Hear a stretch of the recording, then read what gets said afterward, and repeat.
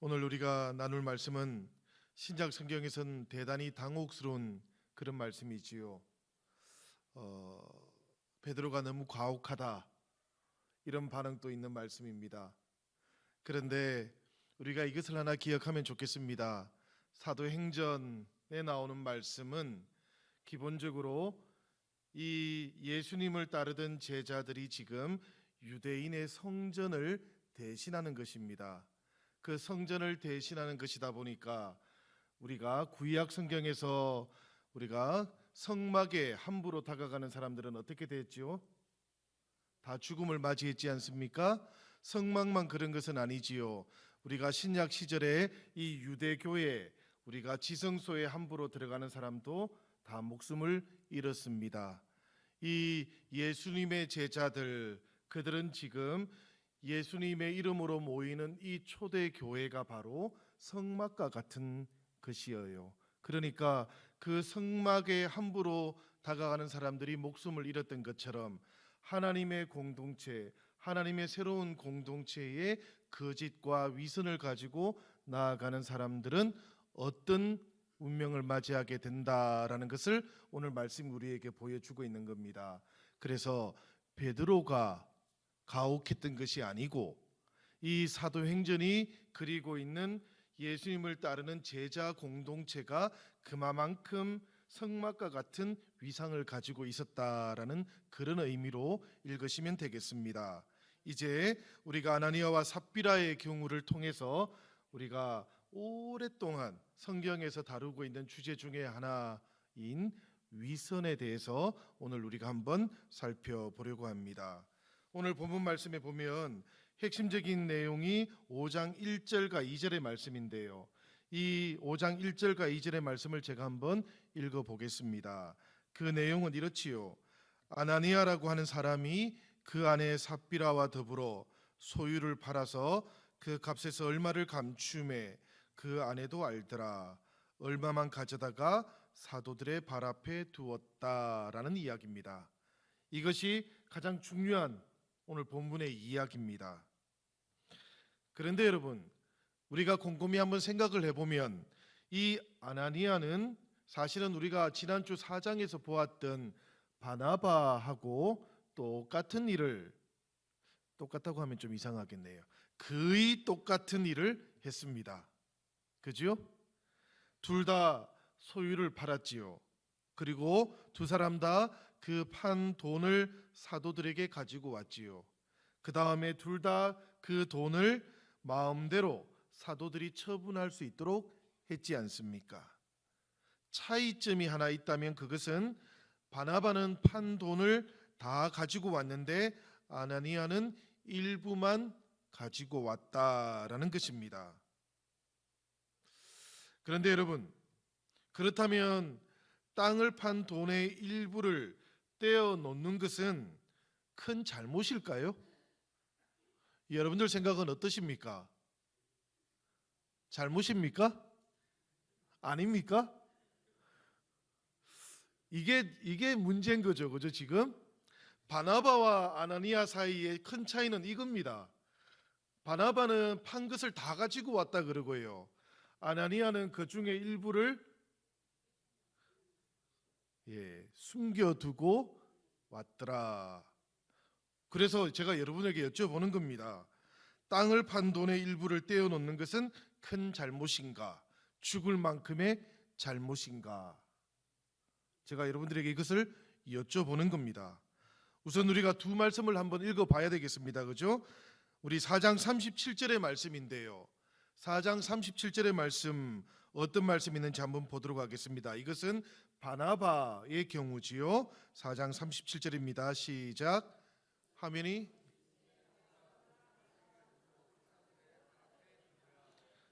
화면이 조금 늦어가지고요. 제가 읽을 타이밍을 놓쳐버렸습니다. 그가 밭이 있음에 팔아 그 값을 가지고 사도들의 발 앞에 두니라. 이것은 바나바의 경우였죠. 그 다음에 5장 1절과 2절인데 이것도 한번 다시 읽어보도록 하겠습니다. 우리 화면을 보시면서 읽겠습니다. 시작. 아나니아라는 사람이 그의 아내 삽비라와 더불어 소유를 팔아 그 값에서 얼마를 감춤해 그 아내도 알더라. 얼마만 가져다가 사도들의 발 앞에 두니. 말씀드린 것처럼 4장 37절은 바나바가 한 일이고요. 바나바가 한 일을 성경이 이렇게 특별히 예로 들고 있다라는 것은 우리가 한번 생각해 보면 압니다. 무슨 이야기인가 하면 모든 사람들이 다 이렇게 했다는 이야기는 아닌 것이죠. 이 바나바가 한 일이 특별한 일이기 때문에 성경에 이렇게 기록되고 있는 거죠. 초대교회의 모든 성도들이 다 자기가 가진 것을 팔아가지고 사도들에게 다 가지고 온 게 아니라는 이야기입니다. 그만큼 바나바는 놀라운 일을 했던 것이고 특별한 일을 했다라는 이야기예요. 이 아나니아와 삽비라도 이 바나바만큼이나 특별한 일을 비슷하게 했다는 이야기입니다. 그런데 아나니아와 삽비라가 한 일에는 바나바가 했던 것하고는 뭔가 다른 것이 포함이 되어 있었어요. 우리가 이것을 잘 이해를 해야만 되겠습니다. 5장 4절의 말씀을 한번 같이 읽어보도록 하겠습니다. 5장 4절에서 베드로가 어떤 말을 했는지 한번 살펴봅시다. 시작. 땅이 그대로 있을 때에는 내 땅이 아니며 판 후에는 내 마음대로 할 수가 없더냐. 어찌하여 이 일을 내 마음에 두었느냐. 사람에게 거짓말한 것이 아니요 하나님께로다. 이 말씀의 의미는 이런 겁니다, 여러분. 아나니아는 자신이 원하기만 했다면 재산을 팔아서 돈을 그 일부는 남겨두고 이 정도만 내겠습니다 할 수 있었다는 이야기입니다. 그런가 하면 심지어는 이 아나니아가 원하지 않았다면 애초에 재산을 팔지 않아도 되었다라는 그런 이야기예요. 이 아나니아가 자기가 판 것을 사도들에게 다 바쳐야 되는 어떤 의무도 가지고 있지 않았다라는 이야기입니다, 사실은. 그런데 문제는 이거죠. 오늘 성경에 보면 감추어 둔 어떤 것이 있었다라고 성경은 말하지 않습니까? 오늘 본문 2절에 그 값에서 얼마를 감추매라는 말씀이 나오고 있지 않습니까? 성경은 이것을 이렇게 표현해요. 노스피조마이라는 말로 표현을 합니다. 이 노스피라는 말은 남모르게 하다라는 뜻이에요. 그래서 노스피조마이라는 이 히라버는 남모르게 행해진 일이 있다라는 것이고, 그 뜻은 뭔가 하면 횡령을 하다라는 그런 뜻이 되어버렸습니다. 횡령을 했다는 이야기예요. 지금 이 성경의 5장에서 이 아나니아가 했던 일을 성경은 횡령을 했다. 어떨 때 횡령이 일어납니까, 여러분? 이 아나니아의 경우에 어떻게 하면 횡령이 되는 겁니까? 자기가 가지고 있는 재산을 다 팔아서 자의로 사도들에게 갖다 주면 횡령이 안 일어나겠죠? 두 번째는 자기가 가진 것 다 팔아가지고 그 중에 일부를 남겨놓고 갖다 줘도 횡령이라고 말할 수는 없겠죠?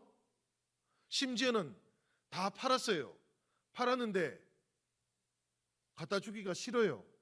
안 갖다 줘도 횡령이라고 할 수는 없겠죠? 어떤 경우에 횡령이 되는 겁니까, 여러분? 팔기 전에 먼저 사도들에게 가서 제가 이것을 팔 겁니다. 이것을 팔면은 제가 사도들에게 다 갖다 드리겠습니다. 그러면 이것을 이 제자 공동체는 이렇게 사용하면 되겠습니다라고 모종의 계약을 했을 때만 이 횡령이라는 것은 일어나는 거예요. 그러니까 오늘 이 말씀을 우리가 가만히 묵상을 해보면 그저 단순하게 이 아나니아와 삽비라가 자신들이 가지고 있는 땅을 팔아서 그 판값을 다 갖다 준 것이 아니라 일부를 숨긴 것이 아닙니다. 팔기 전에 무엇인가 일이 있었다라는 이야기예요. 그래서 베드로가 4절 후반부에 이렇게 말하고 있는 겁니다. 어찌하여 이 일을 내 마음에 두었느냐. 오늘 본문의 말씀을 보면 베드로는 세 번이나 어찌하여 이 일을 행했느냐라고 계속해서 묻고 있습니다, 여러분. 어찌해서 이 일을 행했냐라고 묻고 있는 이 일이 뭔가 하면 그냥 일부를 숨겨놓은 것, 그것만을 가리키는 것은 아니에요. 처음에 이 사도들과 이 제자 공동체와 모종의 언약을 하고 난 다음에 그것을 지키지 않는 그 일을 가리키는 겁니다. 베드로가 어찌해서 이 일을 행했느냐. 그런데 여러분, 사실 베드로는 이 일어난 횡령에 대해서만 또 질책을 하고 있는 것도 아닙니다. 대단히 중요한 부분이 이 부분인데요. 베드로는 이 아나니아에게 무엇을 질책하고 있는 것인가 하면 왜 일부만 가지고 오고도 전부를 가지고 온 척을 했느냐, 그것을 질책했던 겁니다. 사실 아나니아는 구두쇠가 아니에요, 여러분. 그죠? 구두쇠라고 하면 자신이 가지고 있던 것 애초에 팔지도 않았을 겁니다. 아나니아는 구두쇠가 아니고 도둑이었던 겁니다. 아나니아는 구두쇠가 아니고 거짓말쟁이였던 겁니다. 아나니아는 희생을 통해서 가질 수 있는 명예는 탐했지만 그러나 희생을 하면서 가지게 될 수고와 불편은 감수할 생각이 없었던 겁니다. 받을 자격이 없는 명성을 얻기 위해서 거짓말도 서슴지 않았던 사람이 바로 이 아나니아였던 거예요. 이것을 뭐라고 부르는가 하면 위선이라고 그렇게 부르는 겁니다. 아나니아만 그랬던 것이 아니지요. 오늘 8절을 보면 베드로는 삽비라에게도 똑같은 기회를 주었습니다. 3시간이 지난 다음에 삽비라가 찾아왔는데 베드로가 삽비라에게 똑같이 묻지 않습니까? 베드로가 이르되 그 땅 판 값이 이것뿐이냐 나에게 말하라 하니 이르되 예 이것뿐이라 하더라. 삽비라도 똑같습니다. 그죠? 일부만 가져오고 전부를 가지고 왔다라고 그렇게 대답을 했던 겁니다. 삽비라도 역시 위선을 지금 행하고 있는 것이지요. 아나니아와 삽비라는 사실은 단 하나도 지을 필요가 없는 죄를 여러 개 지었습니다. 먼저 횡령을 했고요, 도둑질을 했고요, 거짓말을 했고요, 위선을 저지르게 된 겁니다. 이 모든 것들은 전혀 지을 이유가 없던 것이었습니다. 그럴 거면 애초에 하나님께 가져오지 않았으면 될 일이었습니다. 그랬더라면 위선도 저지르지 않고 거짓말도 하지 않아도 될 일이었습니다. 그런데 아나니아와 삽비라는 아마도 바나바가 가졌을 그 명예와 명성이 탐이 났던 모양입니다. 그래서 자신이 가지고 있는 것 가운데 일부를 전부라고 속이면서 그 전부에 해당하는 명예를 가지고 싶었던 모양입니다. 그러니 베드로가 어찌하여라고 탄식을 할 만하지 않습니까, 여러분? 그런데 여러분, 저는 여러분에게 이렇게 한번 여쭤보고 싶습니다. 어찌하여 아나니아와 삽비라는 이렇게 위선적인 행동을 하게 되었을까? 그리고 거짓을 통해서 하나님과 사람들 앞에서 위선의 죄를 행하는 것은 아나니아와 삽비라 뿐인가 한번 여쭈어보고 싶습니다. 5장 4절에 땅이 그대로 있을 때는 내 땅이 아니며 판 후에는 내 마음대로 할 수가 없더냐라는 이 말씀을 보면 바나바처럼 하는 것이 강제적인 사항이 아니었다라는 것을 우리가 충분히 알지 않겠습니까, 여러분? 팔기 전에도 그것은 아나니아의 것이고 팔고 난 후에도 아나니아의 것이었습니다. 그것을 할 수 있는 모든 권한이 아나니아에게 있었는데도 불구하고 왜 아나니아는 이런 거짓을 그리고 위선을 행하게 되었던 것일까요? 아나니아 삽비라에게만 한정되는 특수한 경우인가요? 성경은 이런 일은 아나니아와 삽비라에게만 일어나는 일이 아니라고 분명하게 이야기를 하고 있습니다. 로마서 12장 2절 말씀을 우리가 한번 같이 읽어보면 좋겠습니다. 로마서 12장 2절 말씀입니다. 다 같이 한번 읽겠습니다. 시작. 너희는 이 세대를 본받지 말고 오직 마음을 새롭게 함으로 변화를 받아 하나님의 선하시고 기뻐하시고 온전하신 뜻이 무엇인지 분별하도록 하라. 아멘. 이 로마서 12장 2절의 말씀을 우리가 묵상을 하다가 보면 성도들이 위선적으로 되는 이유를 우리는 발견하게 됩니다. 그게 뭔가 하면 성도들은 자신들의 삶의 무대가 되는 이 세상을 본받고 싶은 유혹에 시달리기 때문입니다. 우리가 하나님으로부터 성도로 부르심을 받으면 하늘나라로 금방 올라가 버리면 얼마나 좋습니까? 그런데 부르심을 받고 난 다음에도 우리는 여전히 이 세상에 살고 있지 않습니까? 이 세상에 살고 있다가 보니까 성도들도 여전히 이 세상의 유혹에 흔들리기 마련입니다. 그런데 이 세상을 본받고 싶은 유혹이 있기도 하지만 그래도 하나님의 백성이라는 그 명분, 그 이름을 버리고 싶어 하지 않는 것이지요. 그렇죠, 여러분? 우리들 가운데 어느 누구도 하나님의 자녀라는 그 이름을 버리고 싶은 사람은 없습니다. 이 세상의 유혹에 흔들리지만 그래도 하나님의 백성이고 하나님께서 주시는 구원을 받고 싶은 거예요. 우리들은 하나님께서 주시는 구원을 포기하고 싶은 마음은 없고요. 세상의 유혹에 좀 적당히 타협하고 싶은 마음도 있고요. 꽁도 먹고 알도 먹고 꽁 먹고 알 먹고 하고 싶은 거예요. 사실은 마음이 이렇습니다. 저희가 이런 마음 때문에 성도들의 삶에는 늘 균열이 생기는 겁니다. 여러분, 아무리 노력해도 안 됩니다. 이거 우리가 세상에 살아가고 있는 한에는 여기에 균열이 생기지 않을 방법이 없습니다. 하나님의 백성이라는 이름과 이 이름이 약속해 주고 있는 구원은 꼭 붙잡고 싶은데 그렇다고 내 욕망은 포기하고 싶지 않기 때문에 우리 영혼에는 금이 가 있는 겁니다.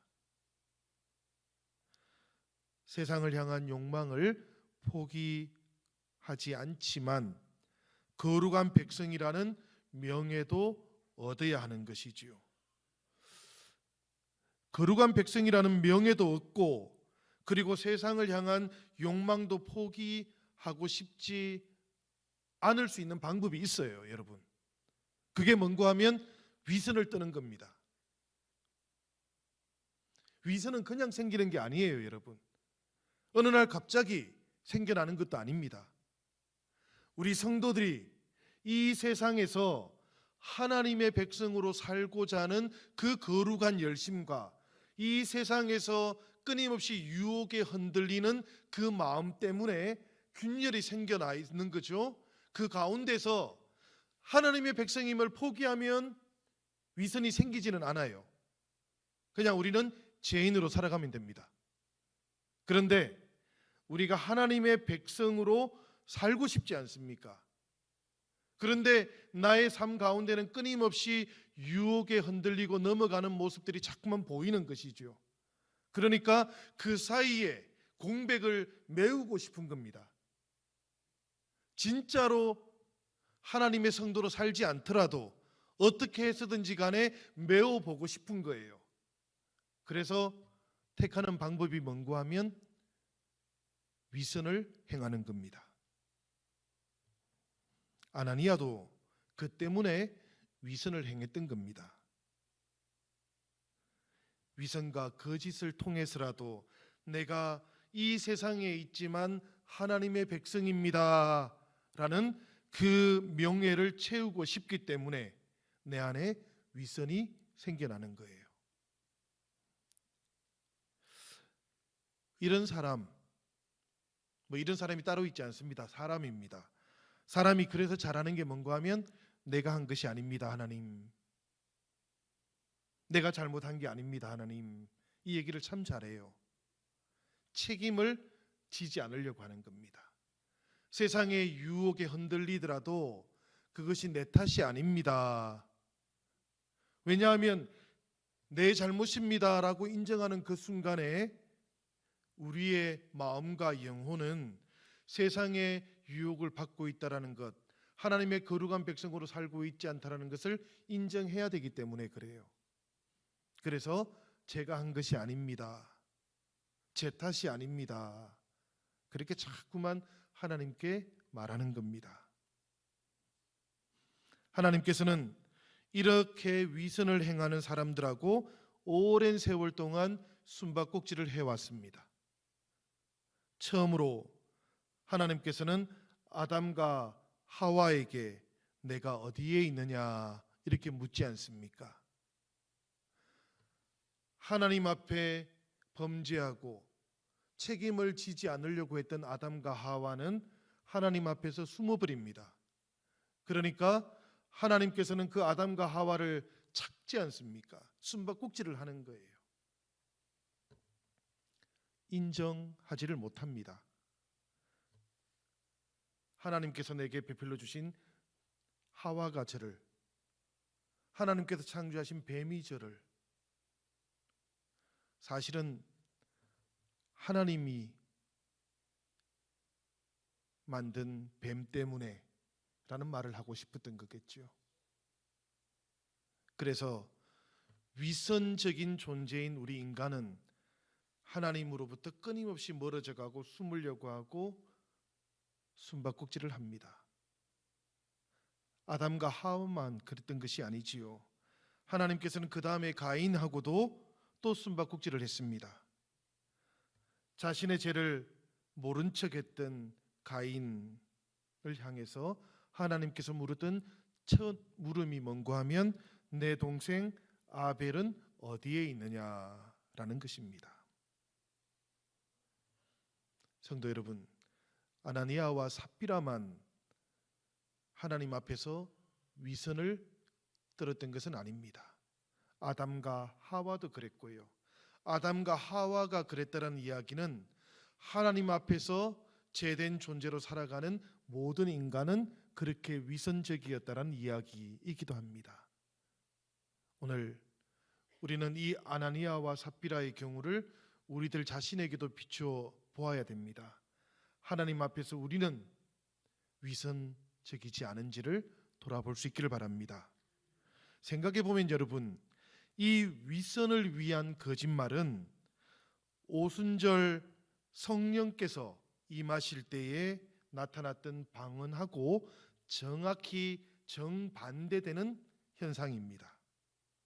방언이라는 것은 우리의 언어 기능을 통해서 하나님의 영이 완전히 자유롭게 일하시게 되는 상태를 말하는 겁니다.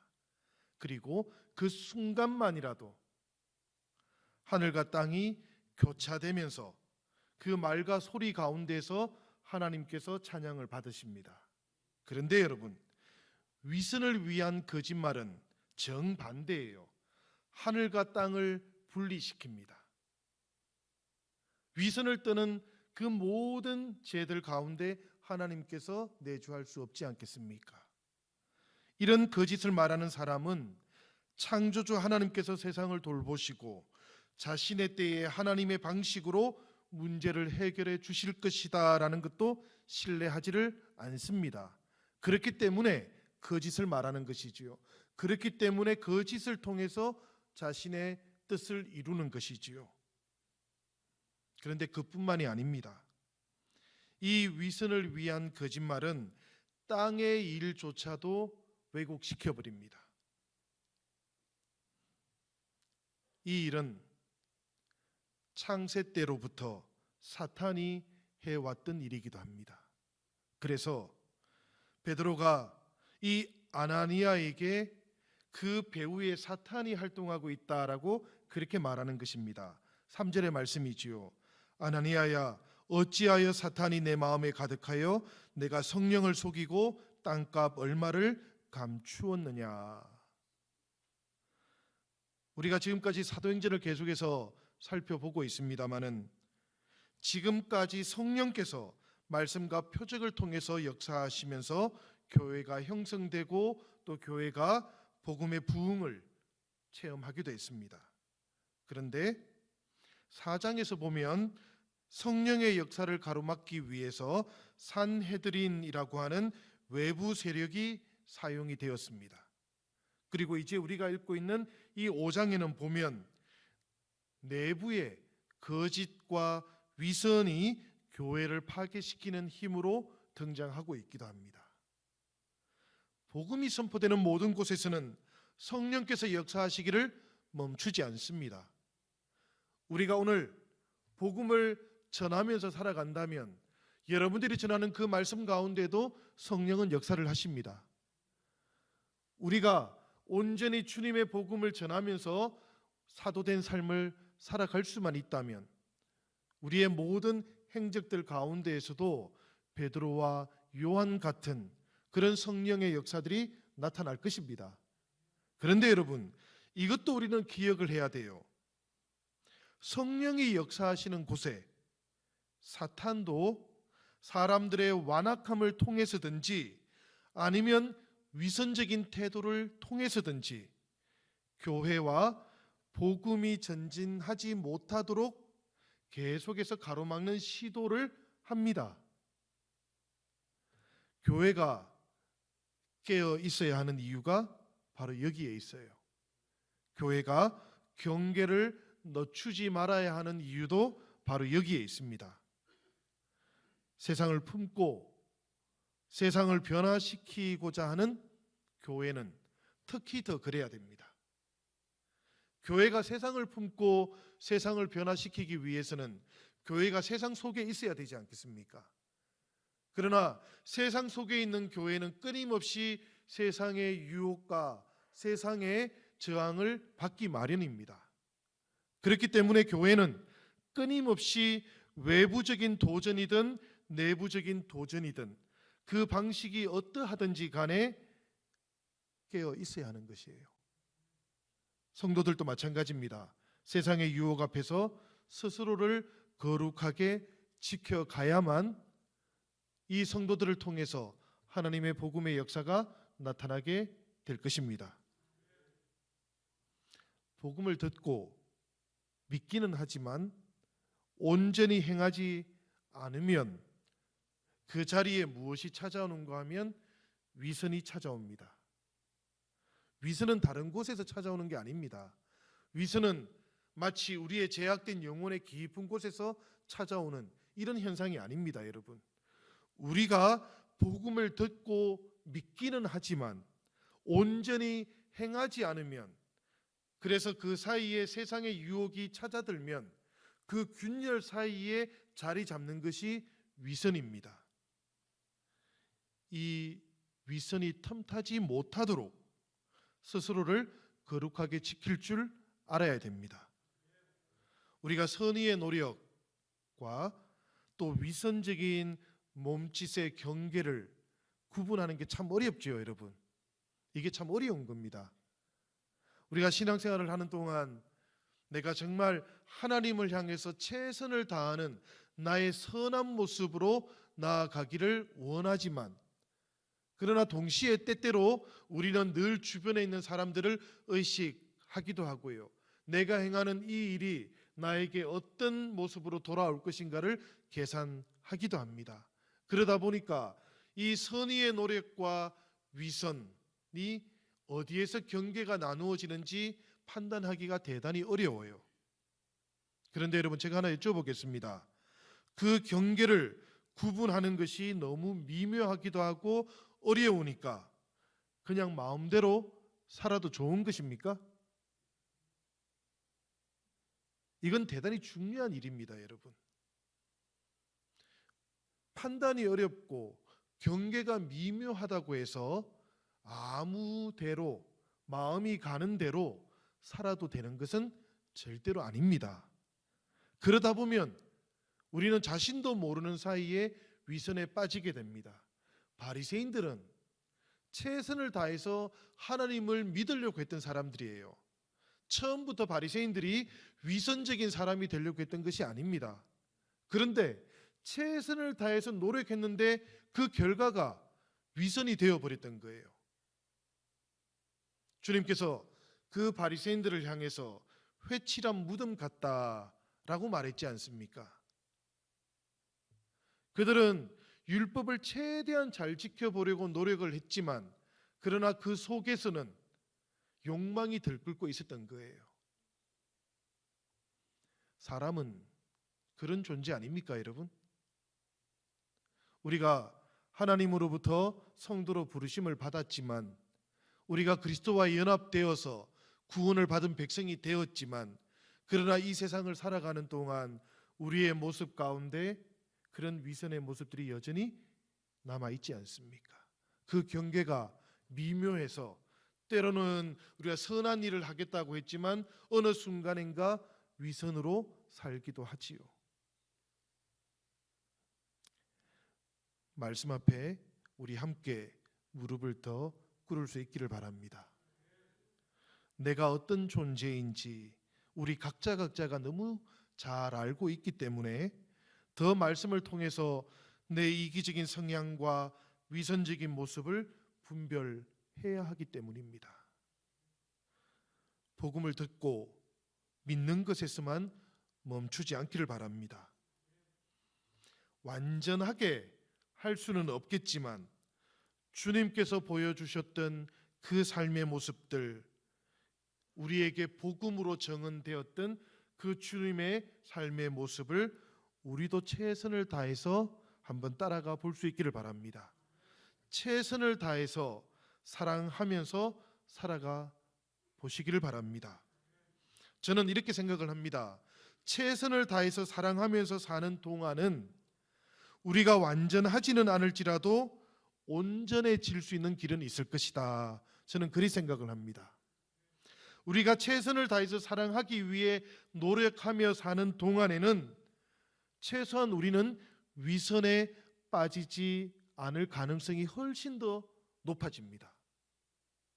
여러분, 바나바와 아나니아는 제가 보면 정말 종이 한 장 차이였던 것 같습니다. 한 사람은 그런데 초대교회에서 가장 위대한 위로자가 되었다고 합니다. 그런데 또 다른 한 사람은 초대교회를 위협했던 내부의 적이 되고 말았습니다. 저와 여러분들 모두는 다 바나바의 길을 걸어갈 수 있기를 바랍니다.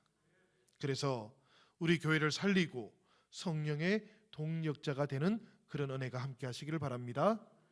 사랑하는 여러분, 오늘 참 무거운 주제입니다. 신약 성경에서 이보다 더 무거운 주제는 없습니다.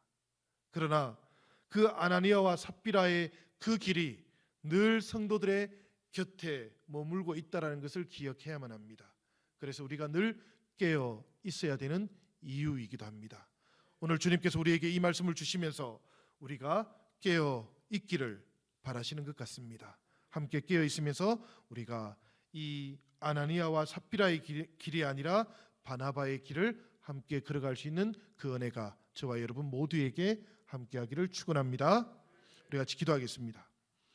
하나님 아버지, 오늘 아나니아와 삽비라의 그 일을 통해서